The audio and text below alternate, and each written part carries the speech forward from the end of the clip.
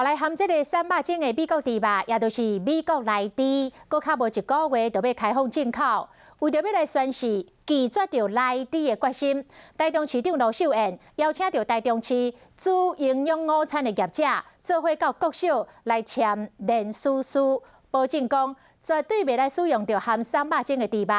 罗秀燕讲，只要这个营养午餐的猪肉，互验出有3百种，都会要求学校马上甲厂商来解约，而且永远不爱搁来录用。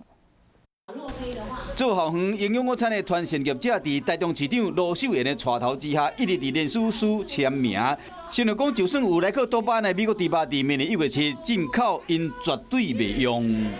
绝对只能够拒绝往来，因为我不希望我们的孙子、我们的子孙、我们的下一代有食安的疑虑跟风暴。除了甲厂商做伙签联署书，市长罗秀燕嘛详细看营养午餐的菜单甲猪肉产地，伊强调讲，台中为2017年开始就订定自治条例，禁止卖有莱克多巴胺的猪肉，为了学生安全，绝对无用稳。发生了使用这个莱克多巴胺的这个猪肉的话，那我们就会立刻解约永不录用